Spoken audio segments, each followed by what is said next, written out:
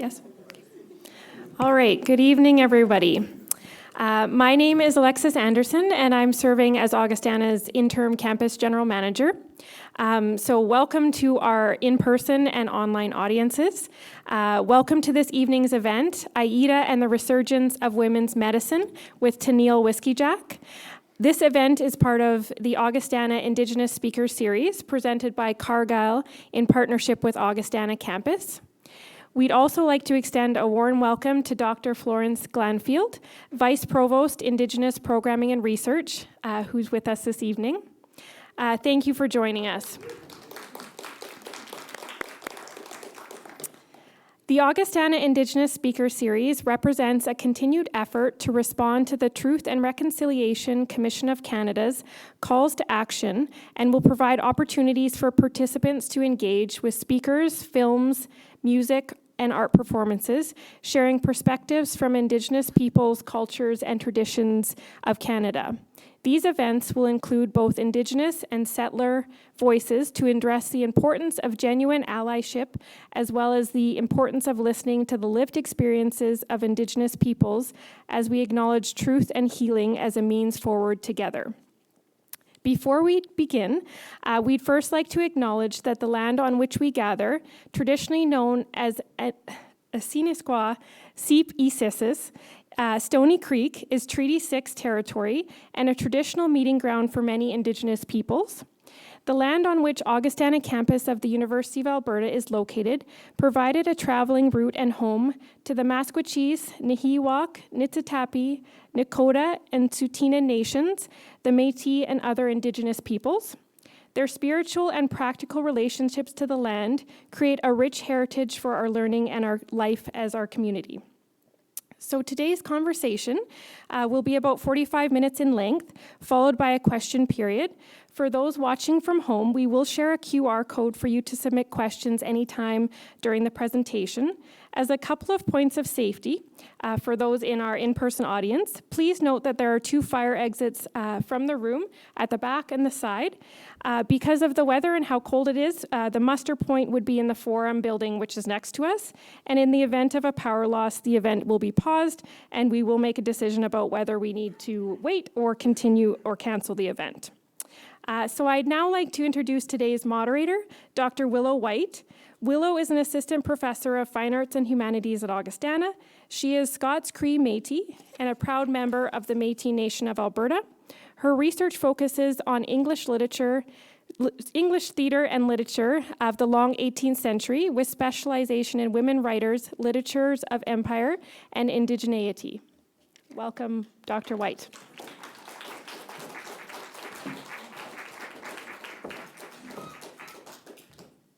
Tansei, bonjour, hi everyone, in person and online. I'm Willow, and I'm here to introduce our guest speaker tonight, the incredible Teneil Whiskeyjack. Teneil is a Nehiyaw Esqueo, or Cree woman, from Saddle Lake First Nation. She is an award-winning actor, playwright, director, dancer, wellness advocate, and mother, soon-to-be grandmother. Her work stems from a Cree lens rooted in a creative process that cultivates expressions, ritual, performance, theater, and the land, with emphasis on the body and how to create story from the body. Teneil started acting for film and television at the age of 9 in an animation series called Stories from the Seventh Fire. She garnered outstanding performance by an actress in film with Hallmark Entertainment's Dreamkeeper, and has been in multiple films and television series such as RenegadePress.com, Bury My Heart at Wounded Knee, and most recently, Tribal Season 2. Teneil transitioned into theater in 2016 in the production of Amusta Muski Muskwa Isqueo and Bluebirds. Teneil made her playwriting debut with the world premiere of Ayita, which is an intermix of Indigenous contemporary dance and theater, for the 10th annual headlining show at Skirts of Fire Festival in March 2022. A second incarnation of Ayita will premiere in her home community of Saddle Lake this coming season on the land. Teneil is currently touring Canada and the US with the hit show Bear Grease, a comical hip opera of the classic film Grease. And for any of you in this room who might like to see it, it's actually being staged at the Fringe Theatre in Edmonton, just off of White Ave, December 8th to 11th. So you still have a chance to get tickets. Teneil holds a Bachelor of Arts degree with a major in drama and continues to nurture her art as a vehicle to resurgence of Indigenous ways of being through storytelling. Today's talk will center around Teneil's creative journey of the making of Ayita, delving into the land and its connection to the body when weaving ceremony, Indigenous Nehiyaw structures, and ways of being as a means of inspiration when creating stories. Bringing the sacred back into our women's medicine and shattering old narratives to shift paradigms through our messages as artists and creators. This is the rematriation. Join me in giving a warm welcome to Teneil Whiskeyjack.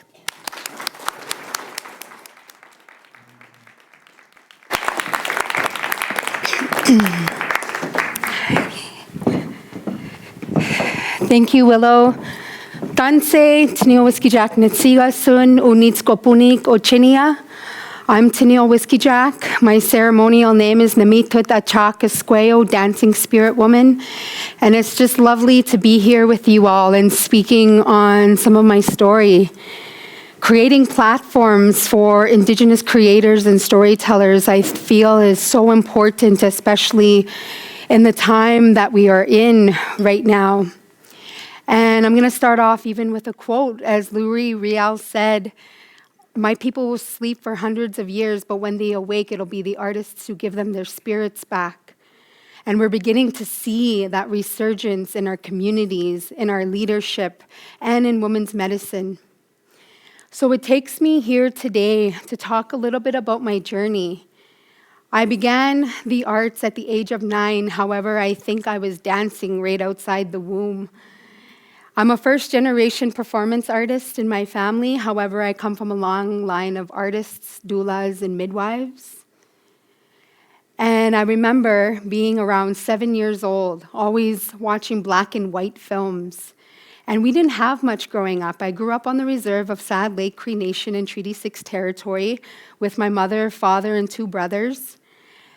And I knew that I wanted to tell stories at a very young age. And when I'd watch black and white films, I recall telling my mom, "Mom, I want to do that." And she's like, "What do you mean?" "I want to be on TV."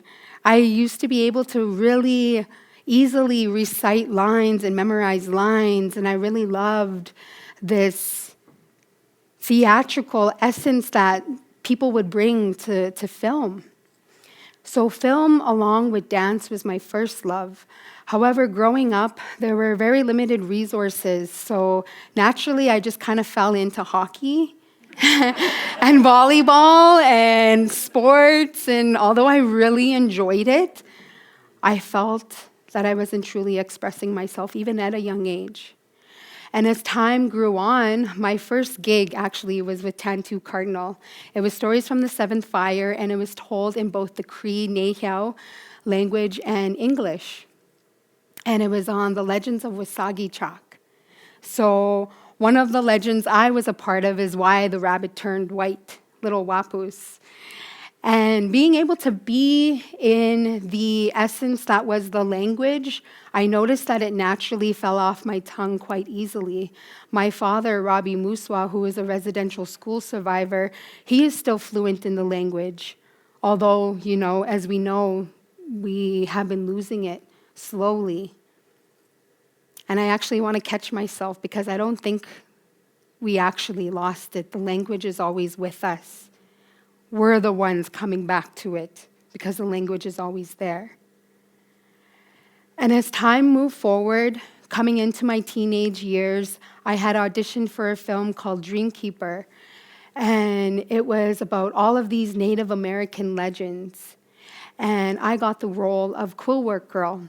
And essentially, it's a legend from the Cheyenne people. It's how the Big Dipper came to be. And when I got that role, that changed the trajectory of my life. I was 15 years old, and we filmed it out in Calgary. And I was working with green screen, and I got to work with all of these other amazing Indigenous artists, like the late Gordon Tutusis, the late August Schellenberg, and the late John Trudell. And at the time, I didn't know I was like literally standing next to legends and working with them, you know? And to see their work now, it was so revolutionary and progressive for their time. They were such great minds. And from there, I was still living in the reserve. I grew up in Sad Lake, like I had mentioned, and I was just about to go to a performing arts school. But then I had found out I was going to be a young mother. And I was in my last year of high school. And my parents, being the supportive parents that they are, you know, they really encouraged me to finish high school. And I had a choice. And in life, you know, we all have these choices, and I chose to graduate and continue to raise my daughter. And my daughter, Micah, came into the world. And from there, I suddenly started falling out of the arts. I stopped creating. I started not really recognizing who I was yet in my womanhood. I really was thrown into it quite early and called into motherhood. So therefore, I had to go work 2 jobs. I was also doing school full-time. I was looking after my little girl. And I felt, creating for me fell to the wayside. I was always a dancer. I always loved telling stories. I had a really vivid imagination and really vivid dreams from a young age. And suddenly they started to dwindle away the more I had starting to not remember who I was. And from my early years, although I was still doing film and television, I was doing Renegade Press and I was doing a few series, I thought that I was starting to listen to the external voices rather than my own. And, you know, I know as much as my family loved me, sometimes they didn't get that the arts was a means to actually create a life worth that can actually support you and sustain you. And at the time, Indigenous actors and performers, we were really being typecast. There really wasn't any roles for us that were in mainstream. We always got put in the typecast of like the buckskin and the very period pieces, and also told through the lens of a Western perspective. And so we were always put into those roles.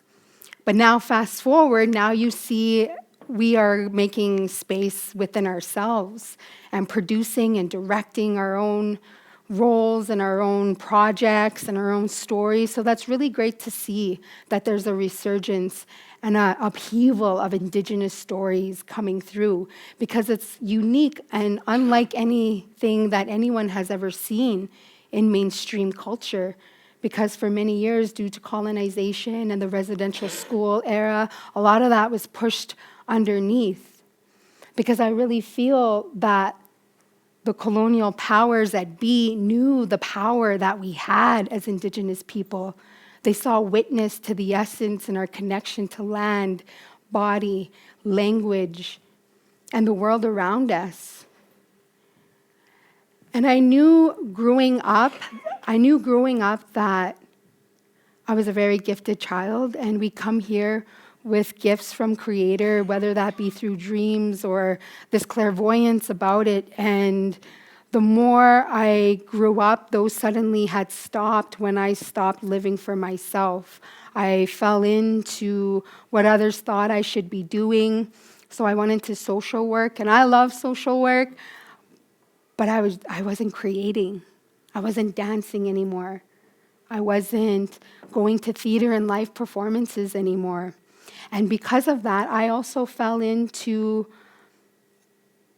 a time of addiction.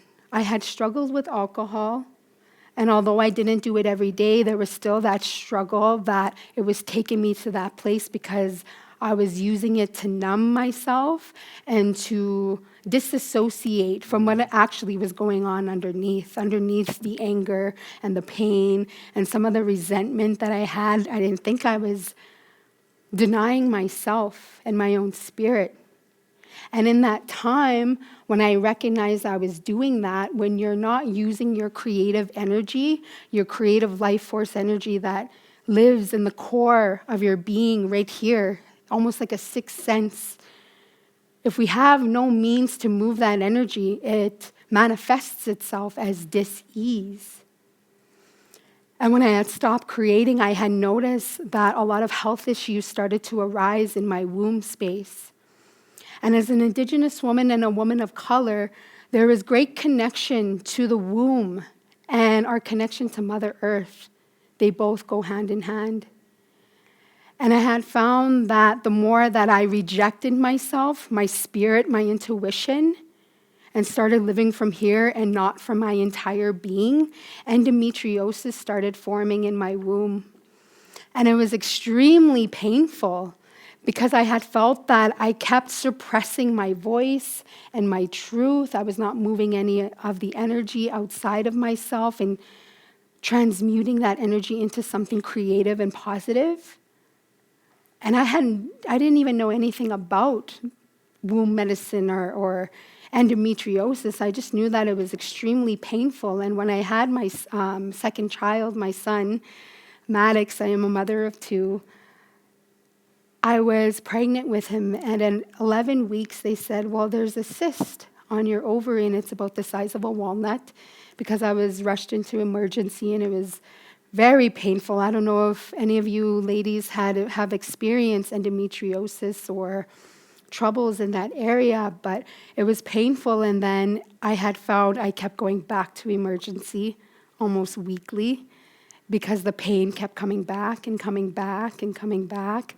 And then the more that they were doing tests on me and ultrasounds, eventually the cyst grew to the size of a mango. And at around 18 to 19 weeks gestation of carrying my son, and I couldn't do it anymore because I was sleeping sitting up. I couldn't walk anymore. I still had 20 weeks to go in my pregnancy, and I'm like, I'm not sure if I can do this because it hurts. And they're like, well, you have a choice. You can either wait until baby is born, or we can take it out. So after much prayer, extreme prayer, I had decided that, I think I needed to take it out because it was starting to get even bigger and bigger. And when they had did that, they took it out, and then I came to, and they actually took my ovary along with it, which was not planned, but it was so big and stuck to the walls of my stomach that they even had to do an extra incision up the belly button to get it out. And when I came to and I woke up, my son's heart rate had dropped, and I was under extreme stress, and I was still in pain, and I really didn't want to take anything because I was still carrying my son, and his heart rate had dropped, and we had almost lost him.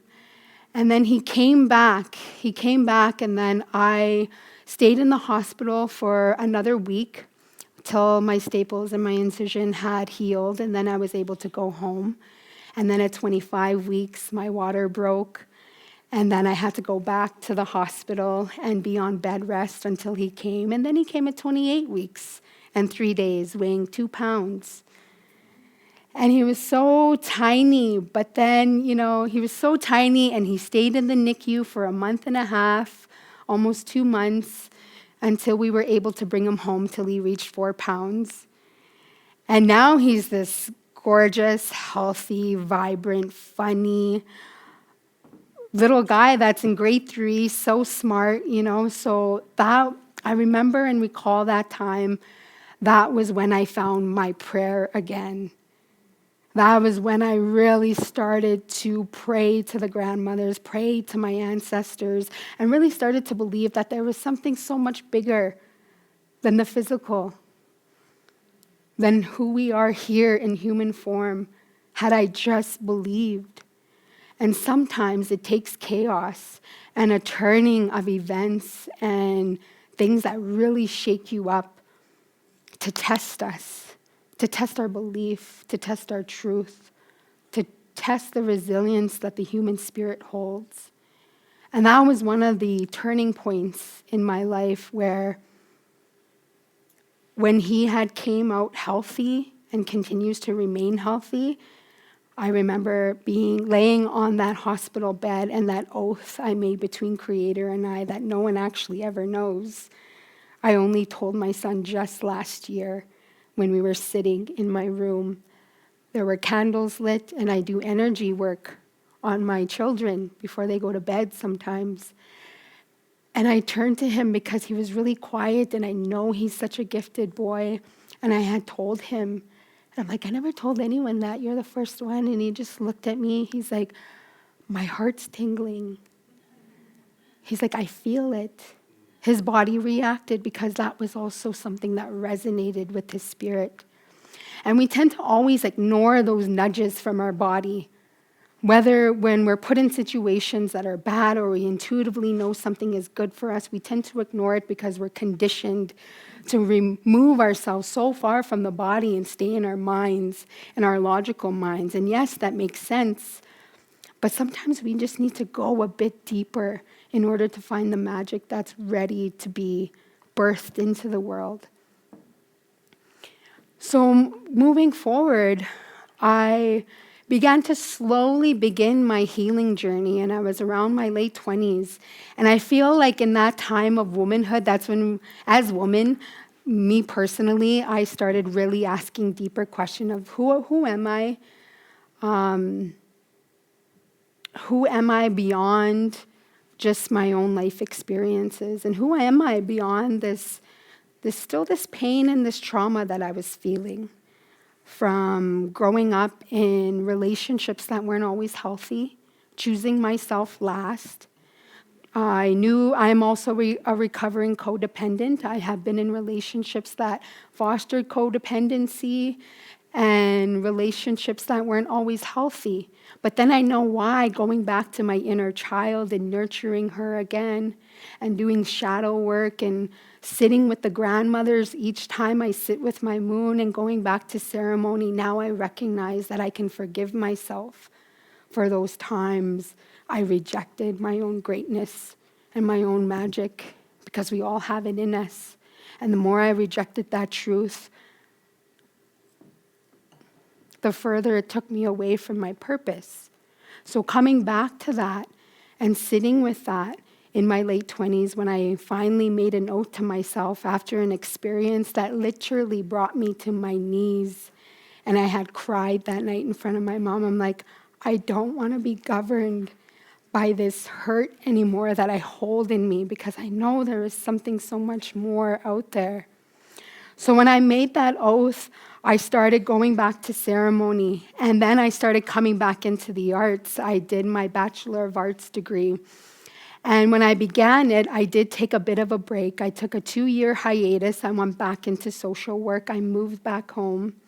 I was just beginning to acquaint myself with what healing was, what shadow work was, therapy, and metaphysics and these teachings, and I ran with it. I just went down this rabbit hole. I'm like, this is so interesting.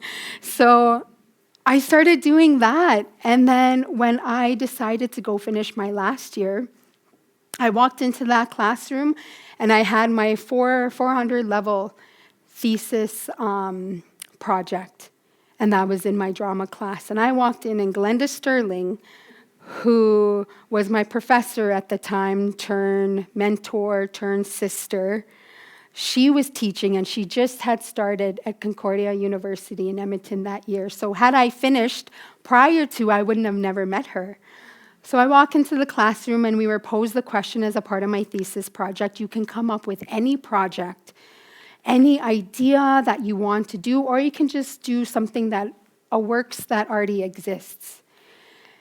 And I was already going back to ceremony. I was going back to the land, and I had met a lot of my ceremonial family out in Calling Lake, and they were taking me under their wing and teaching me, and they were bringing me out in cultural camp, and they were teaching me how to hunt and stories, and they were also teaching me how to be an escapos, a ceremonial helper. So I had also received my name prior to going back to my last year in university, which is Nimita Tachakasweo, dancing spirit woman. And so I knew when I was posed that question that I can create any works that I desired. I chose to do something that would help bring me closer to my identity as an Indigenous woman and my spirit name. So I wanted to work with land. So I drew the inspiration from my late Cookum, Bernice Whiskeyjack. And these are the wombs I come from. This is my matrilineal lineage. And my Utsi that comes from the stars through my belly button into the women that are around me. This is my late Cookum, Bernice Whiskeyjack. She passed away when I was 10 years old. She's sitting in the seat here in red. And she was a medicine woman. And my Chapans, my great-grandparents, were medicine people. And she had this spitfire tongue. And she was fierce. Like, no one messed with her. Like, she told it like it was, right? But she had such a giving, huge heart. A lot of women that fled domestic violence situations, or a lot of people that came to her for healing through herbs and through the sweat. And she held sweat almost every Sunday until she had passed when I was 10 years old.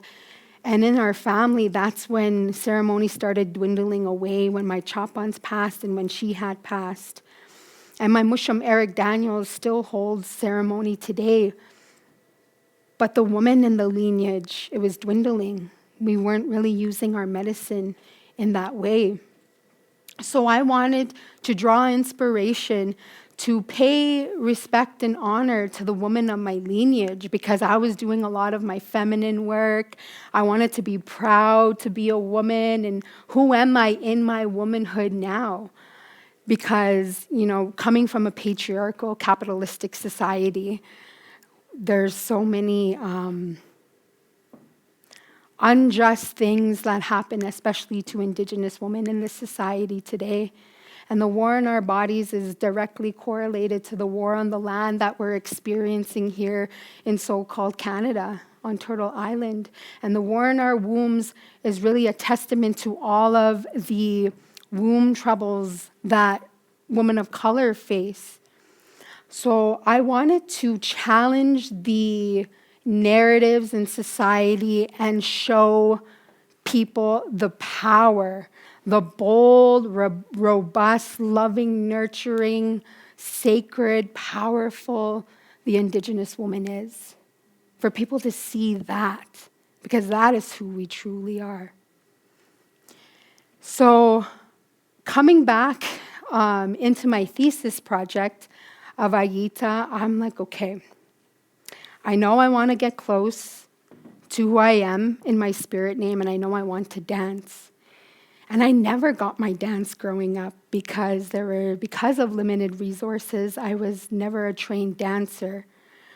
However, when I saw Indigenous contemporary dance and its connection and the aesthetic that they had was through the body and through the animals and the land, and how the embodiment of the animals and land came into the body of the performer and the artist, and how they molded their body to fit the trees or the animals. And I'm like, wow, what a unique, powerful way to tell story. And what a unique and powerful way to pay respect to who we are as Indigenous peoples and our connection to land and space and who we are. So I wanted to give myself the opportunity for Ayita to finally get her dance.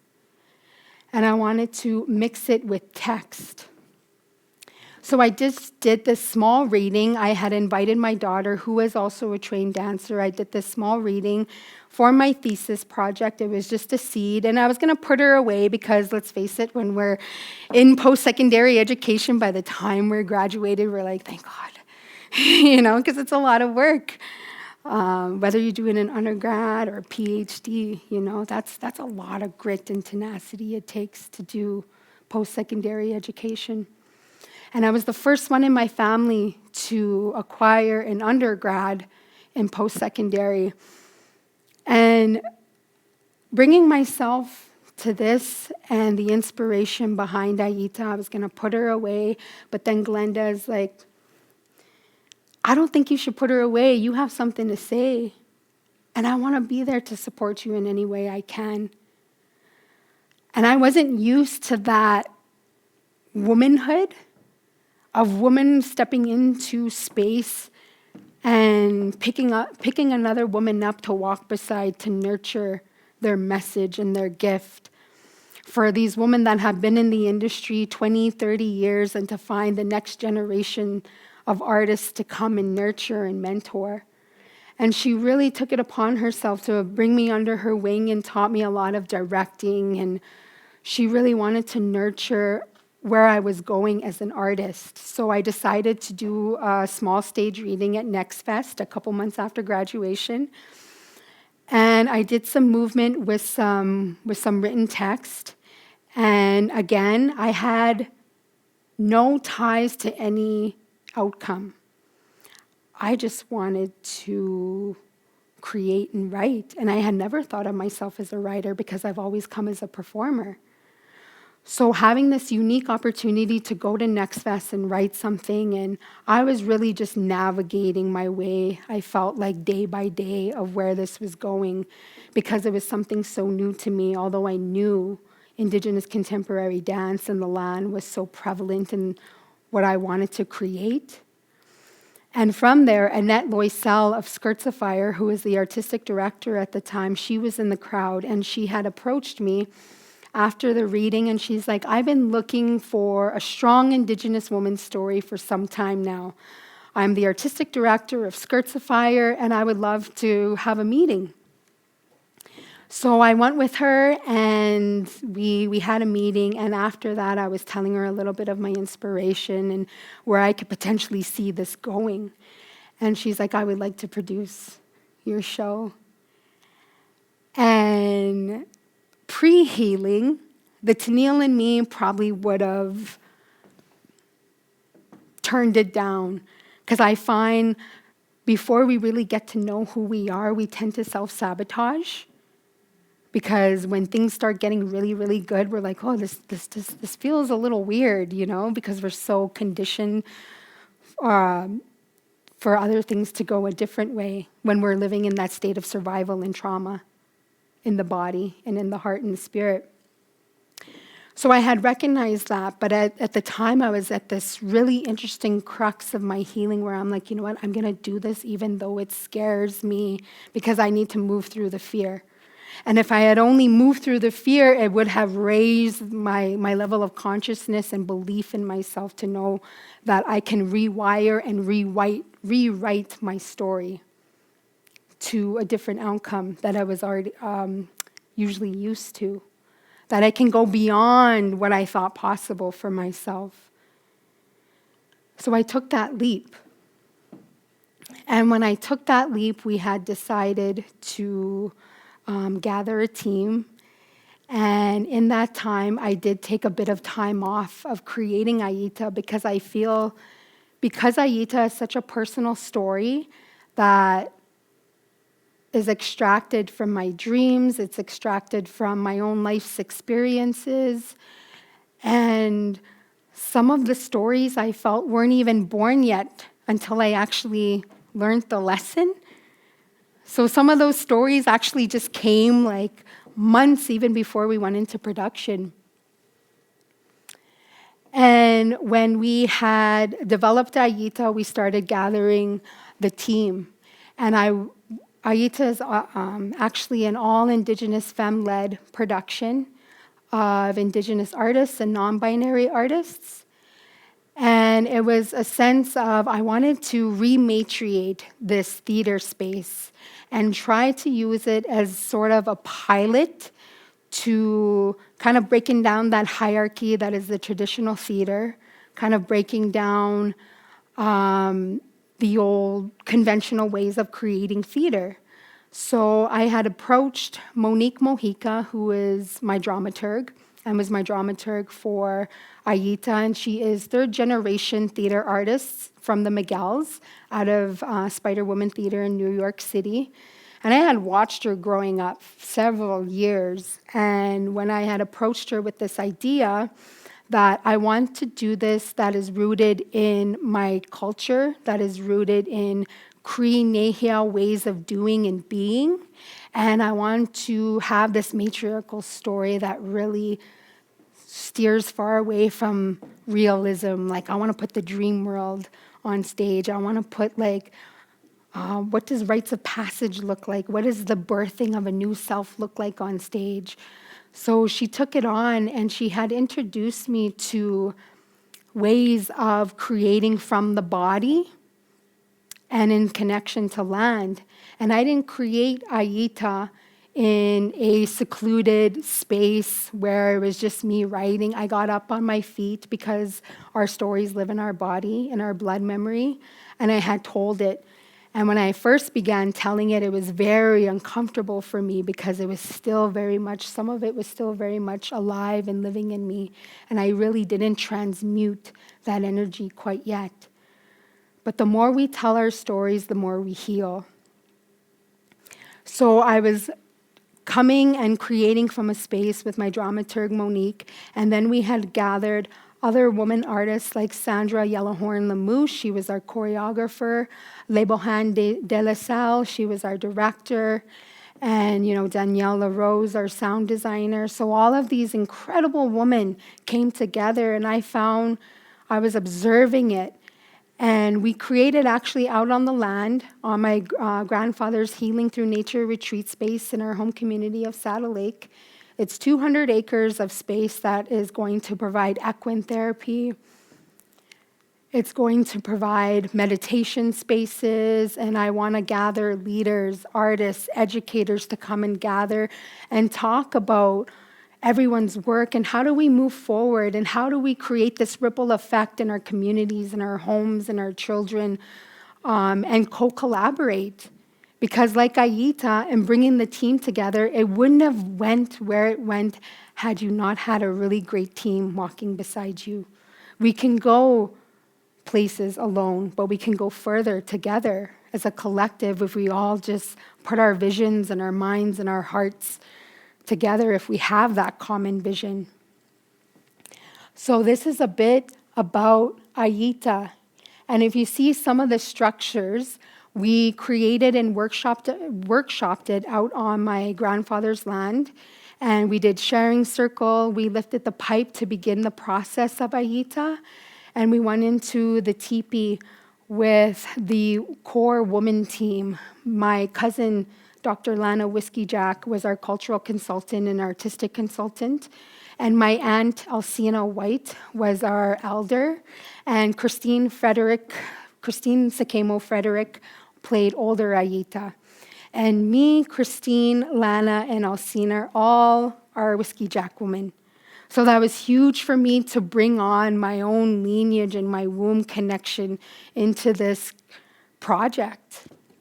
Because if I'm dealing with lineage, land, identity, language, and my spirit name, it only came natural that I tried to make as much connection in the creative process and the show itself to really respect and honor that. And when we created Out on the Land, we were working a lot with hoops. Because in my dreams, I tend to go a lot into other realms. Like I always saw myself shape-shifting into a wolf, or I would see like myself in the cosmos and a lot of those dreams. And then intuitively, I would kind of listen to the messages there of what needed to be in there, as well as when I had lost a really good, important person to me in 2019. I went into a stage of grief and loss, and his name was Angel. And when I had went into that grief and loss, it really even threw me deeper into this state of healing. And I was sitting with it. I had moved back home. I left my life in the city. I took my 2 kids, moved back home out into the country, got really quiet, and then COVID happened. And then it threw me even deeper into it, like a lot of us, I'm sure, did. And I even wanted to challenge myself even further. I'm like, anything that was a distraction to me, I wanted to take out. So I stopped dating. I stopped, drinking. I wanted to go further in this with myself because I knew that's what was calling me to do. I'm very much a person that listens to the message and everything. I really feel that there's messages all around us, and sometimes our human selves don't quite catch on, but it is really all around us each and every day. And they always have those little golden nuggets to tell us what we need to know and what we're seeking if we truly just have the courage to open ourselves up in our heart center and listen to that. And through that came out, and I remember in the summer of 2020, I went out to my garden, and I had my son sitting right there by the window. And just as I was about to go out, I saw this bear come right there beside the window, and it looked right at me for 5 seconds, although it felt like an eternity, and we just looked right at each other. And then that bear left over my garden and out up through the hills, because we live in a space where it's very much hills. And then when it was safe to do so, I went and grabbed some tobacco, and I went out into my yard, and I'm like, Muskwa, bear, I don't know what that was, but show me what you were meant to tell me. Reveal it to me, I'm listening. So 4 days later, I had this dream, and in the dream, it was like I had grandmother moon, and it was very, it was light. It was dark, but the moon was so bright in the dream, and I had a ribbon skirt on with white, indigo blue, and pink ribbon. So right away, I knew in my dream that the grandmothers were with me. And I walked over to my garden, and I saw this big bear paw print, and I had seeped my hands into that bear paw. And when I had brought it out, there were indigo blue sparks all over my hands. And from that dream, I had went to my cultural mentors, my family in Calling Lake, and I was telling them of this. And I was already creating Ayita at the time, still not knowing what stories were going to go in there, and they had offered me tobacco, and they're like, you're going to come out in the bush with me. You're ready to learn to build a lodge. So they had brought me out. I had to go and sit with the willow. I had to go sit with the rocks and pick the mint and everything for this lodge. And I even remember sitting with the willow, and some were so naturally it came off. And then I noticed when I was getting back in my head, it got harder and harder. He's like, you're in your heads. Come into your body. Come into the flow. Just be present. And then it just became so easy. So when I had built that lodge that night, this was in cultural camp, I had slept in it. After we had gathered the women, each woman from cultural camp brought a cloth, and in our culture, cloth is meant to be an offering. So they brought all of the pink and the floral prints, and then we closed the lodge, and then we all had a women's ceremony in it. And later on that night, I had slept in the lodge, and then I had the dream of the spider. And I was wearing an indigo blue dress in the dream, and then a spider was coming up my dress. And then as soon as I woke up, I kid you not, the first thing I see, the spider right above me. And then I'm telling my dramaturg, what does this mean? It's grandmother spider. And I'm like, okay, I know that the spider is going to bring Ayita down from the stars to come seep her into the land before she comes and learns her lessons in this lifetime. So I knew that was a message. And I knew the bear had to be in there. Okay, well, what does the bear mean? And the more I went into the teachings, the bear is the healer. And it was igniting something in myself that was very affirming that I too also have these healing capabilities like that had existed in my lineage from my kukum and my chapuns, being herbalists and healers and medicine people. And our medicine doesn't necessarily have to come in the forms of herbs or ceremony. Our medicine could be dance, it could be our writing. Our medicine is our voice and the messages we carry. And that too is also what the bear medicine. So I had also put that dream in there. And the message that came through for me with that is that when we go through and have the courage to sit in our own darkness and in our own wounds, and when we transmute that energy, that's when we're revealed certain gifts. And with those gifts comes a responsibility. Once they are manifested into your reality. So that's just a little bit of the way I kind of drew inspiration from going out and learning how to build a lodge and from my dreams. And with this process with Monique Mojica, she told me to extract something from my culture that is very culturally specific, and that is how we're going to learn to build the story. So naturally, I did pick the lodge because of my experience with it. So what is the process of building a lodge? That's going to be the process. Okay, well, we have to go gather these stories. And what direction does it come in? I knew the east had to be where the grandmothers sit. So what is the structure that we're going to tell this story? And there were 7 directions. And then I did 8 posts. I built the lodge with 8 posts. Okay, well, there's 8 stories that are going to be in this story. So with the 4 sacred directions, but we also did above, below, and center. And in building the lodge, I knew that Ayita, coming from the stars, had to be the top of the story. And as she comes down through the lodge that has a star above it, in connection to my spirit name, a chalk also means star in spirit, star being, to come down into there.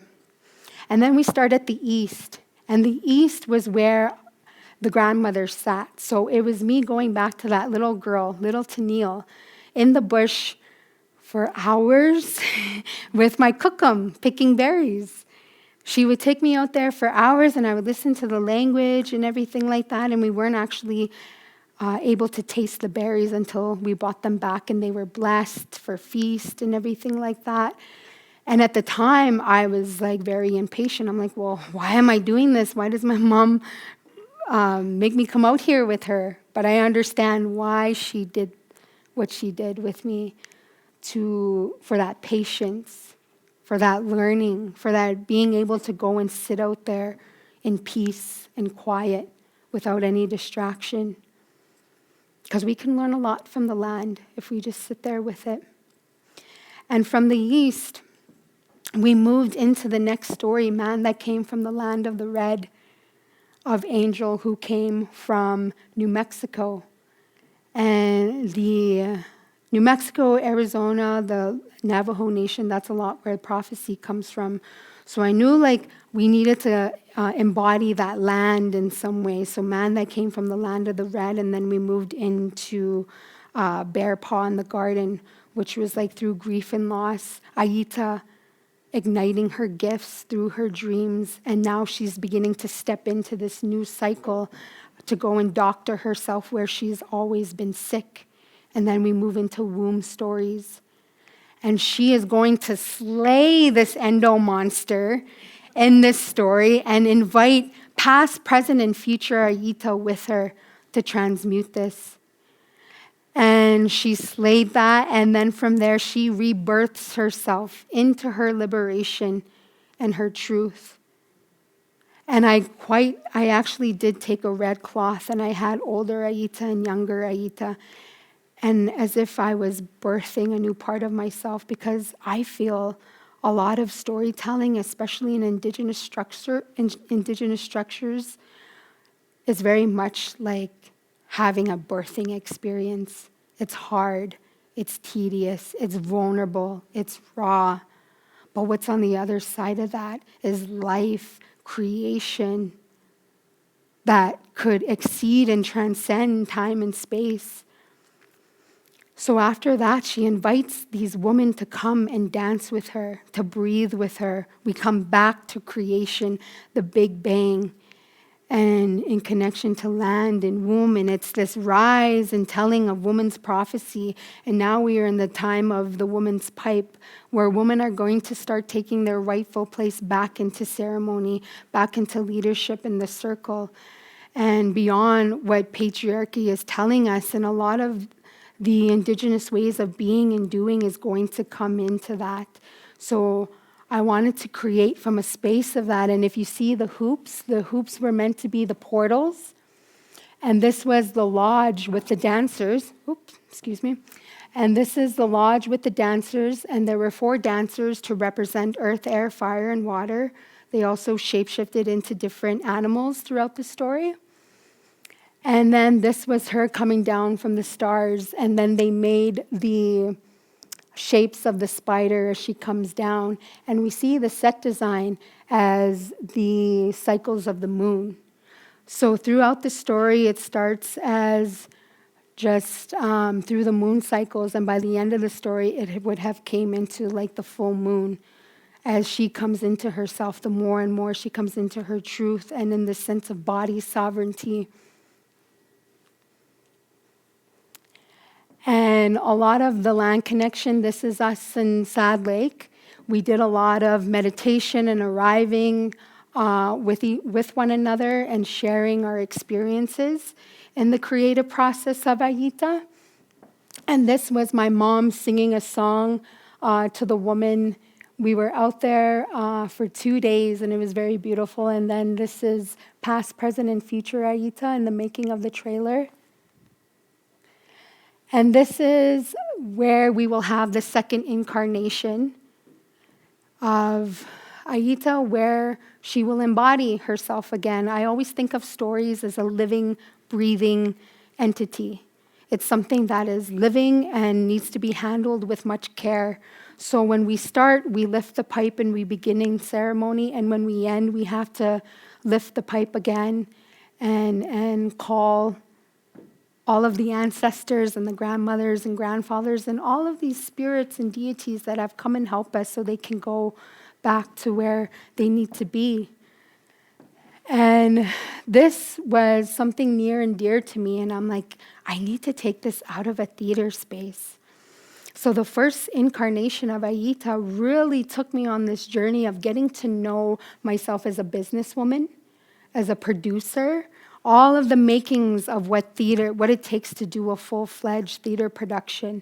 And I learned so much from that experience because it really put me into this new level of leadership that we so often don't see Indigenous women take up, because we need more Indigenous women stepping into the roles of director and producers to really lead these projects to where they need to be so these can get out into the world. Because the people need to see us for who we really are. That is beyond the Western way of the way we've been perceived all these years. So to have my story, Ayita, as the headlining story for Skirts of Fire, and having that, I too was also going to put her away, because it took 2 years to build. And I went on tour right after that. We had wrapped Ayita in March 2022, and then I was going to go on tour with Bear Grease. We left 3 days after. I really didn't process. I'm like, did that just happen? Because it was so vulnerable, and it was like Ayita got her dance. It was so healing for me. I felt like I had just went through a rites of passage by fulfilling this as a part of, I feel, my purpose that I was supposed to tell Ayita. And through these ways of ceremony, ritual, embodying, and paying homage to the grandmothers and grandfathers and what leads us in this life, while intermixing the traditional forms of theater and how we build those structures. But when coming out for the second incarnation, I'm like, we need to bring it out to my grandfather's vision. He has been building this vision for the past 18 years. He had $2.39 in his pocket, and he slowly started investing out of his own money. He's like, I knew I had a vision, and I needed to fulfill it, this legacy. So my grandfather really inspires me about legacy, to leave, that when we leave this earth, what are we leaving behind for our children and our future generations? And this is Whispering Wilderness Healing Retreat Center. And I knew that this needs to be out on the land, on the very, at the very place where my late Kukum held ceremony and my late Chapans, and also where my dreams were really ignited. They always tend to bring me out here, so I wanted to take the opportunity to bring it out there. And like I said, I was going to put her away, and then I get a call from Canada Council from the Arts, and they're like, okay, we have this grant that you've been awarded. Do you want it? I'm like, well, yeah. Yeah, of course I do. So here we are again. And this time I get to kind of delve a little deeper, flesh out what worked, what didn't work. But this truly, I think art has been a way for me in my own healing. It's been a way for me to express myself that I never thought I could. And it's been a means of bringing inspiration to other artists who want to get deeper acquainted with their identity and the land, and really honoring our gifts as spiritual beings and nurturing these visions so they can manifest themselves into these stories, and placing a lot of Indigenous structure and my own life's experiences in them. So that is just some of the creative process of Ayita. And I'd like to thank you. Oh, hi.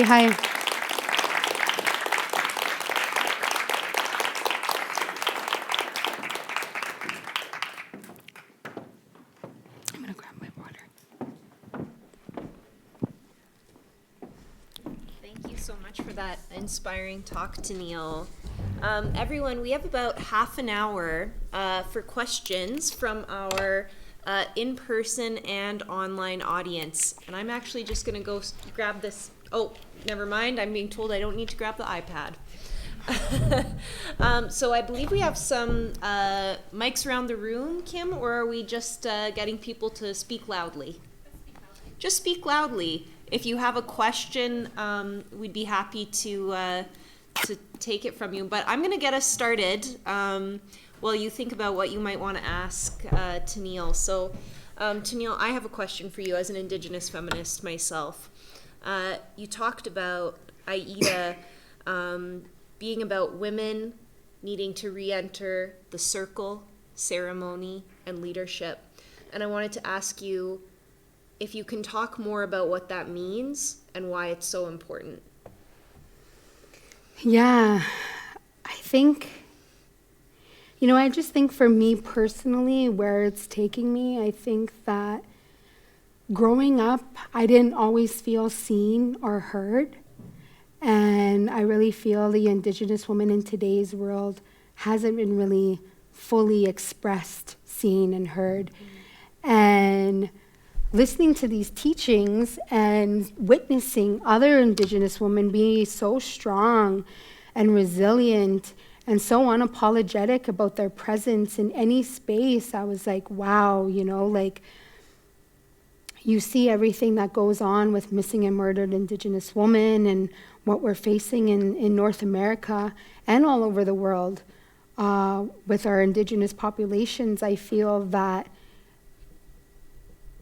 we have been living from a space of destruction and from a space of greed and extraction and take because of capitalism, and it's really left our land very depleted. It's left our nations and our communities very depleted because we're being put in these spaces where more sickness and addictions are growing. However, on the flip side of that, there's these beautiful resurgence of community and wakutuin and kinship being reignited to the very true expression of who we are. And I feel, why is it so important? Because I feel we need to start coming back to a place that is more nurturing and in our feminine energy. Feminine and masculine are energies. They're not necessarily gender. It's an energy that we all embody in ourselves. And I feel if we step into that feminine, yes, it's matriarchal, it's visionary, it's nurturing. It brings us back to a place where we need to be to begin the collective healing that we're experiencing right now.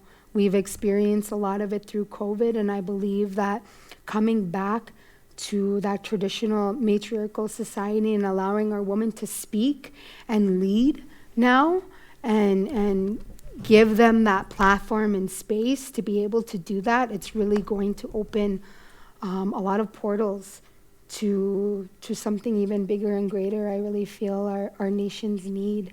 Not just our nations, I think everybody. If we can learn to coexist together, regardless of our skin color, regardless of our experiences or our social class, and if we can come back to that heart space that woman, the feminine, live from and lead from, I really feel that we're going to begin to start seeing it. And we may not see in my generation the full expression of it, but it is starting to happen. So that's why I feel it's so important, because we have so much to give there. Top way. Thank you. Other questions from the audience?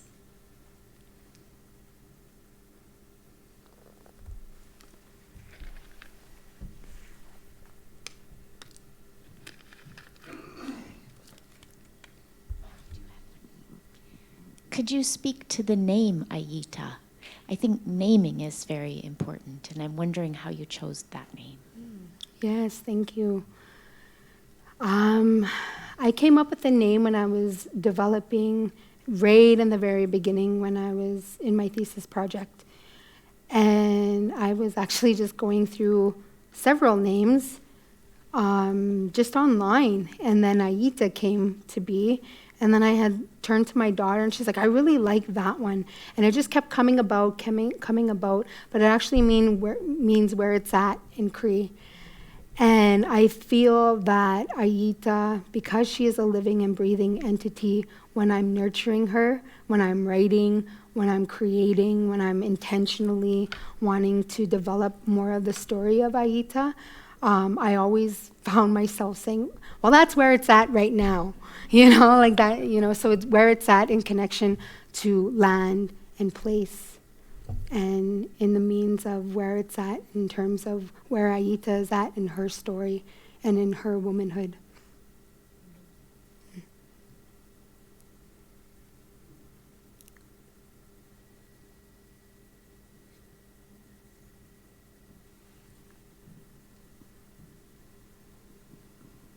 I'm really quite moved by your story. It's very rich, and how richly it's connected to the womb and to the earth. And another piece was when you spoke about, I think it was at Concordia, the mentor, the teacher, was very supportive of you, and how surprised you were of a woman supporting a woman at that time. And I don't know what year that was, but is that something you see us as women and grandmothers and elders, or even the young women, are they doing that? And how, I think that's so critical to, giving a hand up to your cheering section that's supportive. So I just want to hear a little bit more about how it is that we don't always show up to give support, that you were quite surprised about that. Yes, thank you for that question. And, sometimes when I speak, I'm at a place in my life where I don't even mind being vulnerable anymore, because I feel I had released a lot of that shame and that guilt that was residing in me. And I found that when I had went back to what the mother wound was, what the sister wound was, and why I too maybe didn't support other women in my earlier years. But the more I began to nurture myself and love myself and step into this self-worth, and I saw these other women that were so strong and creative and everything. And when I declared that I was going to go on my healing journey, a lot of women started showing up, whether that be in an artistic sense, business sense, cultural sense. They just started coming into my path because, I'm a huge advocate for mentorship. I feel once we've gone on our journeys and learned a lot, I really feel that we should pass this knowledge transference, that we should pass it on to other women who really just want to embody and really step into their own power, into their own light, because there's enough room for all of us. And I feel that I wasn't used to it quite yet, but when that opened up to me, this sense of womanhood and sisterhood and woman uplifting other women, I found that, like I said, we can travel alone and do great things, but if we travel together, like the visions and that can come out of that. And I can only hope, because women supported me, that I will always continue to support other women. But I really had to really, truly take an honest look at myself and where that resistance in the past came from. And when I was able to do that, beautiful relationships and co-collaborations were birthed from that. So, yeah, thank you for that question. And it is so important. Mm-hmm.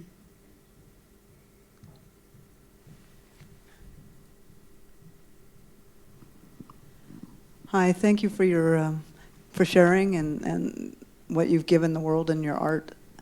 One thing I was wondering, you talked a lot about going home and finding healing was given to you there, and knowledge and a place to really find yourself. But your art was also inspired there. So what reciprocal gift came out of your art towards your community as well? So I imagine it was a two-way gift, even though you went there for certain reasons, but that what came from being there probably left an indelible positive influence on the place where you found your healing. So what came back to your community from you going there? Yeah, that's a really good question. And on the emphasis of reciprocity, and reciprocity is so big for us in our Indigenous communities. And going back home, feeling the support of even my post-secondary education. They have always supported me in my undergrad. And when I had went back home, it was also that I hope I do go back to my community and work with the youth a lot out there, because that's where I started my youth work as a teenager. And then coming back to that, providing artistic workshops with the youth. But I also that's why I really wanted to bring back the second incarnation of Ayita. And when this opportunity came up that I can further develop her and have the means to, I was like, yeah, this has to be definitely in Sad Lake. So I feel that gift hasn't fully realized and manifested itself just yet, but I'm in the process of it. So in summer 2023, the community will be able to come and we can gather together, and there will be about 6 shows out in the space. Yeah.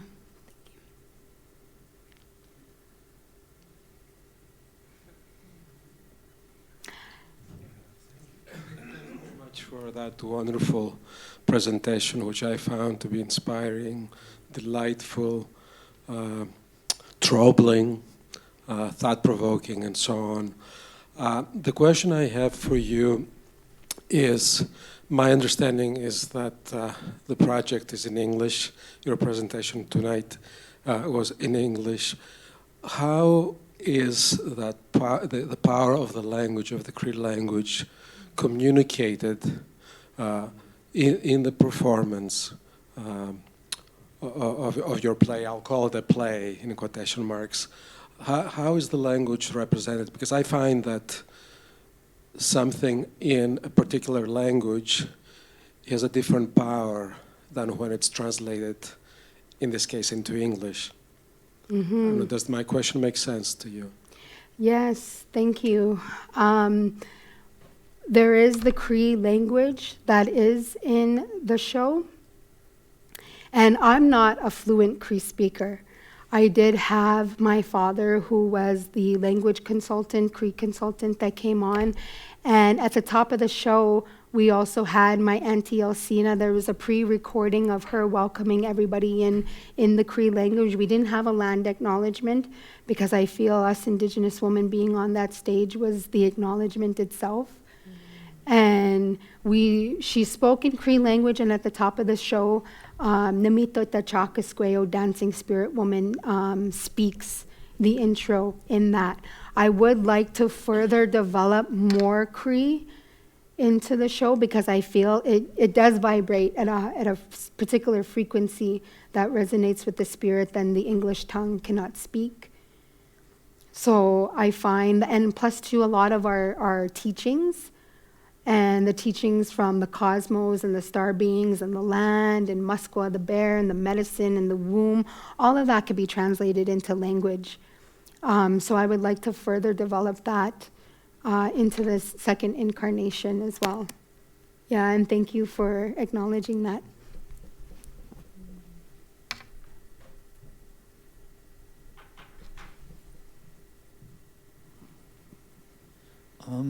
I'm just wondering, like you put a lot of focus on your dreams. Is there a specific reason why?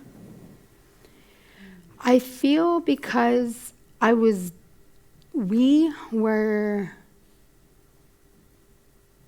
if we began in ceremony and ended in ceremony, and I was working with structures that were very culturally specific, like the lodge, I really feel that my dreams really went hand in hand, and if I didn't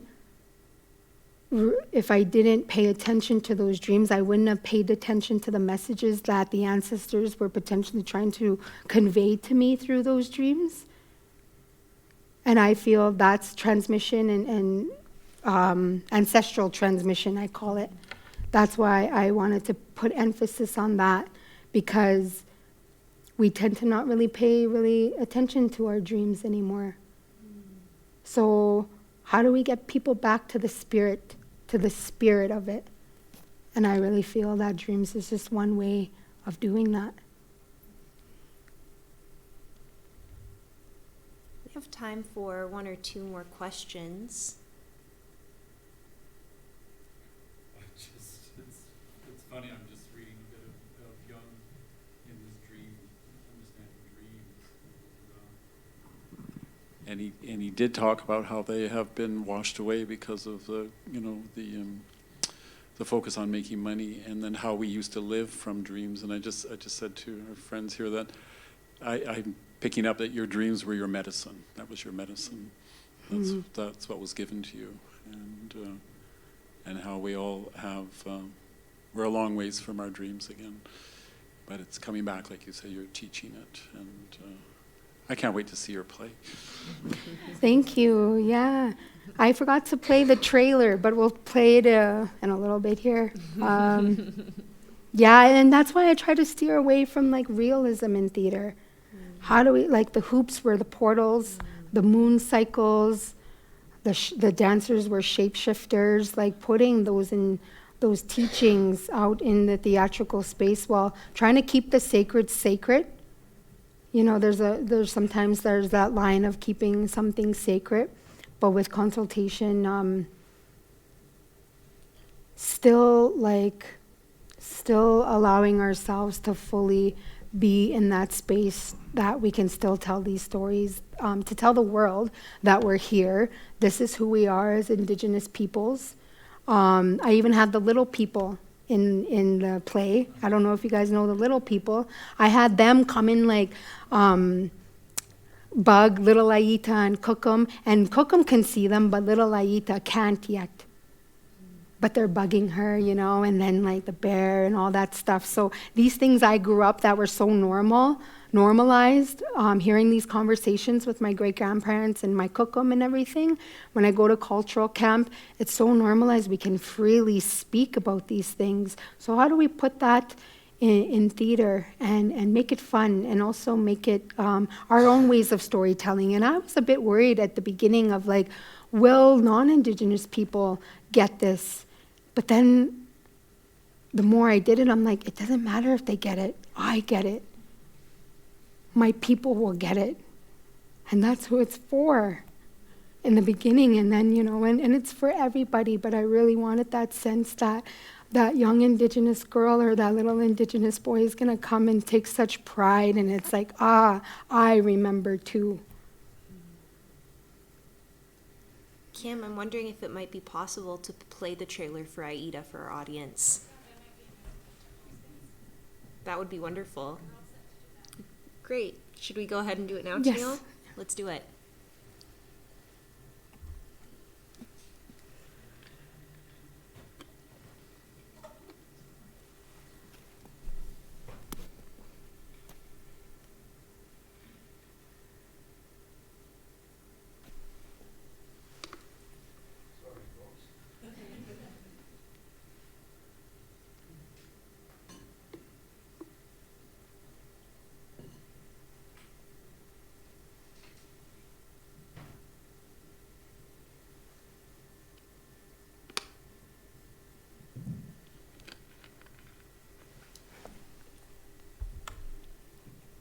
While we're waiting, maybe I can ask you one last question, Teneil. I can claim that privilege as the moderator.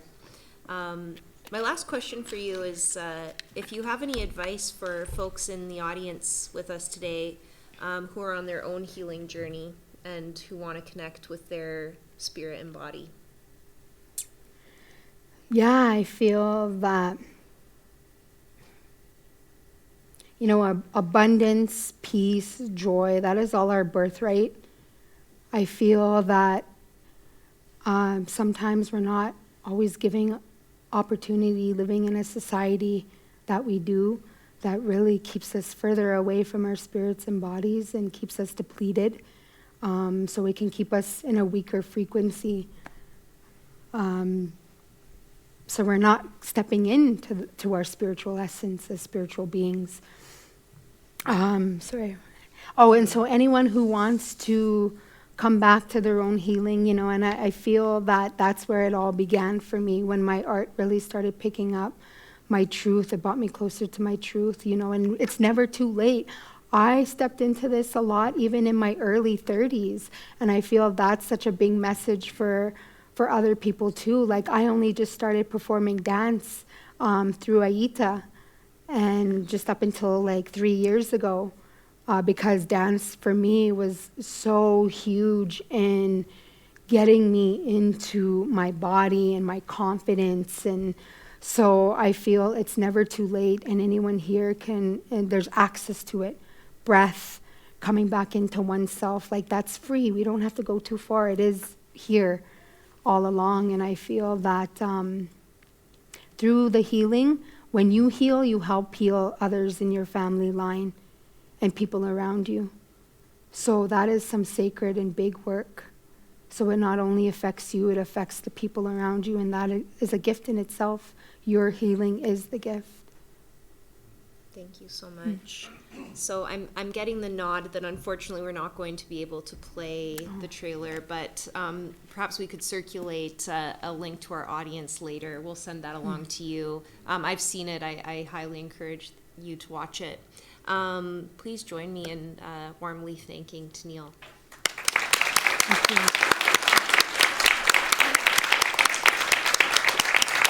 Thank you. Thank you, Teneil, for spending time with us this evening, for sharing with us. And thank you, Willow, for moderating. It's been a wonderful evening. We really appreciate your time tonight. You are all invited to join us for the next event in this series, The Contours and Manifestations of Settler Reason in the Prairies, with Gina Starblanket on February 15th, 2023, right here in the Mayor Hall. please check out our website for more information and an opportunity to register. And to hear about other upcoming events, follow us at the U of A Augustana on Facebook, Twitter, and Instagram. So this concludes our event this evening. Thank you for joining us and for supporting our campus. And as Willow mentioned, we will circulate the trailer to our in-person and online audience. So thank you very much. Have a good evening. Thanks, everyone.